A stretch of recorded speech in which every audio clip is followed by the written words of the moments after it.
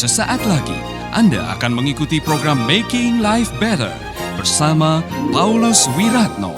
Selama 15 menit ke depan, Anda akan belajar membuat kehidupan lebih baik.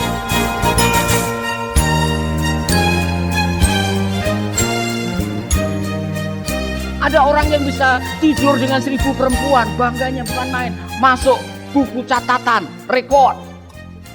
Ya kan? Dan orang pada kagum, wow, dia bisa tidur dengan 1000 wanita. Saudara-saudara, sekarang orang bisa mengekspos dosa dan semua yang lain mengatakan, oh hebat, hebat. Dosa tidak ada hebatnya. Ya kan? Ada orang yang bangga, weh saya sudah selingkuh 5 kali ini. Kamu berapa kali? Ya. Kamu berapa kali? Saya sudah 5 kali dan tidak ketahuan. Hebat. Dosa kok dihebat-hebatin, saudara. Kemudian korupsi gede-gedean. Kamu korupsi berapa? 5 miliar. 5 miliar kecil. Saya 995 miliar. Hebat. Pemecah rekor, koruptor terbesar. Dosa kok diekspos. Ada lagi yang wah luar biasa, kalau saya bisa meledakkan bom kemudian ada orang yang mati di sekitar saya. Wah luar biasa, saya akan disambut. Nah saudara-saudara, 72 bidadari. Saya kasihan yang istrinya, disambut siapa? Nah saudara-saudara, jangan pernah merayakan perbuatan dosa karena sin is ugly, not funny. Amin. Dosa harus disesali, bukan dirayakan bahwa wah luar biasa saya bisa melakukan ini berkali-kali dan tidak ketahuan. Haleluya. Haleluyanya bagaimana? Saudara-saudara, saya mau mengajarkan ini kepada kita semua karena sekarang ini di dunia ini orang mencoba untuk memperhalus dosa dengan kata-kata yang terkesan dan terdengar tidak apa-apa. Dulu, mohon maaf, yang namanya orang yang menjajakan diri itu zaman saya kecil itu namanya pelacur. Dulu, sekarang lebih halus lagi. Apa namanya, saudara-saudara? PSK. Apa namanya itu? Singkatan dari apa? Pekerja seks komersial. Saya pernah tinggal di Rusia dan di sana ada asosiasinya. Dan itu pekerjaan resmi. Oh saudara-saudara, kami tinggal di apartemen, kemudian saya lihat apartemen-apartemen yang lain ada nomor telepon. Saudara tinggal menelpon, yang mana saudara? Bahkan saya mendengar dari salah satu teman saya yaitu pendeta Grant and Kathy waktu itu mendengar dan membaca sebuah survei di sana. Kalau Anda tamat SMA, yang cewek ditanya, kalau tamat mau jadi apa? 70% PSK. Bagaimana itu, saudara? Kalau di zaman saya yang mungkin mau dibilang orang yang berzina itu tukang zina, ya. Sekarang dihaluskan supaya terdengar enak, pelakor. Ya. Nah, kalau saudara punya gundik atau punya selingkuhan, apa namanya di kampung? Itu kamu selingkuhannya siapa? Sekarang lebih halus lagi, WIL. Wanita idaman lain. Ya kan? Saudara, sampai akhirnya orang coba memperhalus dan mengaburkan makna dosanya. Selingkuh itu jadi plesetan, selingan indah asal keluarga utuh. Nah, apa maksudnya? Orang mencoba memperhalus dosa supaya akhirnya orang melakukannya tanpa rasa bersalah. Sin is ugly, not funny. Jadi jangan pernah memperhalus atau mengkaburkan maknanya.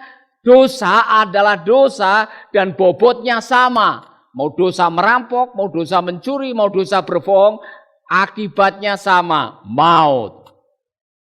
Waspadalah. Amin. Yang kedua, mengapa dosa ini begitu serius, saudara? Karena dosa itu mendatangkan guilt. Rasa bersalah.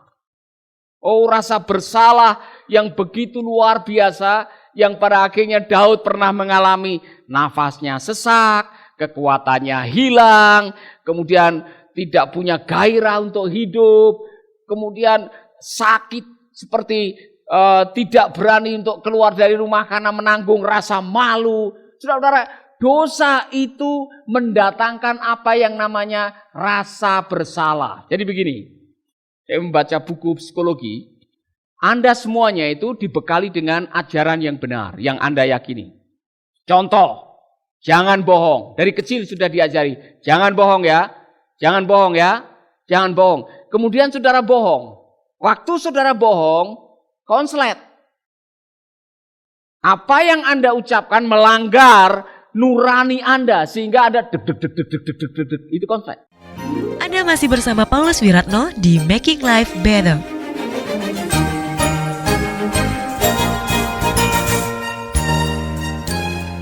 Siapa yang pernah mencuri? Jujur. Jujur aja, saya pernah mencuri. Ya, saya pernah mencuri buah salaknya Mbah Renteng. Saya masih ingat, saudara. Itu pertama kali saya mencuri. Ini gara-garanya Yipto, teman saya. Yipto ini memang dia sudah terbiasa mencuri. Dia kalau Yipto nonton, tak ingetin kamu ngajak saya, kamu yang ngajak saya nyolong itu buah salaknya Mbah Renteng. Jadi kami lagi ngambil air dari sungai, itu jalan kaki. Dari sungai ke rumah cukup jauh. Zaman saya masih kecil, SD. Jadi waktu biasanya kan istirahat. Lagi istirahat karena ngos-ngosan, tiba-tiba bau. Salak itu kalau sudah matang, itu baunya wangi sekali. Kemudian saya melihat di depan saya, itu ada salak buah. Nah, kita udah tahu Mbah Renteng itu katanya pelihara jin atau tuyul. Katanya siapa yang mengambil itu bisa sakit. Tapi Yipto mengatakan, enggak usah percaya, ayo kita ambil. Dia ambil, saya ikut ngambil, saya makan. Waktu selesai ngambil makan tuh deg deg deg deg deg deg. Saya selesai itu sakit perut. Saya sakit perut, saudara selesai makan salak ini. Saya yakin saya sakit perut bukan oleh karena salak. Saya sakit perut karena rasa bersalah yang luar biasa. Hampir seharian saya tidak bisa keluar. Jadi saya ingat orang yang bernama Edwin Chua. Jadi Edwin Chua sama. Ya kan? Dia sudah tahu jangan berdusta, jangan selingkuh. Tapi dia selingkuh. Bukan hanya sekali, berkali-kali. Dan dia mencoba merasionalkan. Pak Paulus, saya ini kan seperti marketing manager. Alat-alat pendingin supermarket. Jadi kalau saya pengen dapat customer, saya juga harus menjamu mereka. Maksudnya, ya saya ajak makan di restoran, terus ya ikut karaoke, terus ya kadang-kadang saya menjamu wanita. Saya bertanya, jujur, kamu ikut-ikutan enggak? Ya namanya laki-laki, Pak. Saya mau tanya, kamu pernah kasih tahu istrimu kalau kamu pernah selingkuh? Oh jangan, Pak. Kalau dia sampai tahu, maka rumah tangga saya akan hancur.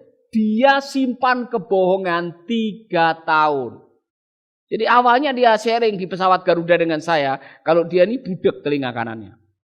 Dan sudah ke dokter beberapa kali, bahkan di 5 negara. Karena dia sharing cerita semua, saya tanya, apa kata dokter? Semua dokter bilang saya stres. Menurut Bapak saya stres atau tidak? Saya bilang dari cara kamu ngomong, kamu stres.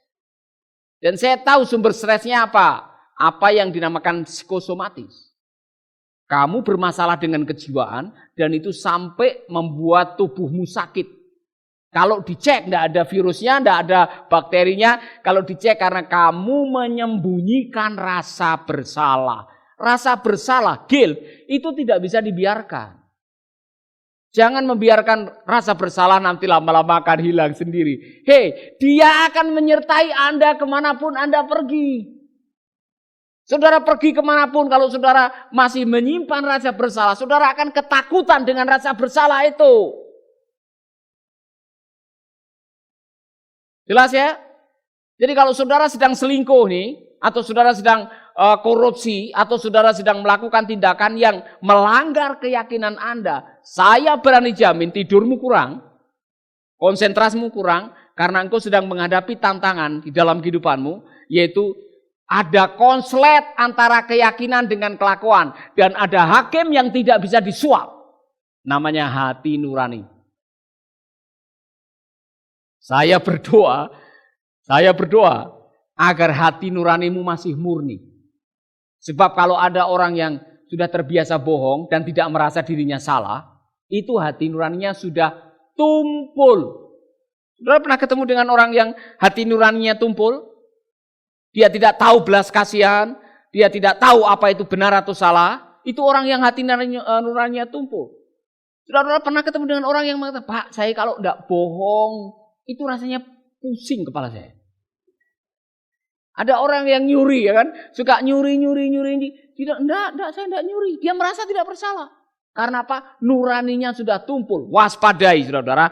Rasul Paulus mengatakan, nurani yang tumpul bisa mengandaskan iman. Imanmu jadi kandas karena nurani tumpul. Amin. Waspadalah. Coba cek dan recheck hati saudara. Kalau ada ukuran ketajaman hati nurani dan ada alat ukurnya, perlu kita mengukur semuanya. Jangan sampai kita masuk dalam golongan yang dalam bahasa Inggris itu, orang yang tumpul dan tidak ngerti kalau itu dosa. Bahasa Inggris, bahasa kerennya itu ndablek. Saudara tahu ndablek? Ada kerennya lagi, rai gedek. Rai gedek itu orang yang tidak tahu malu. Ya kan? Sudah tahu berbuat salah, sudah tahu melanggar peraturan, sudah tahu melakukan yang tidak benar, masih senyum. Masih seperti biasa. Dasar rai gedek, itu dia. Tidak tahu malu, saudara-saudara. Waspadai rasa bersalah. Kalau engkau tidak segera menyelesaikan dan mengakui kesalahan, engkau akan menderita. Amin.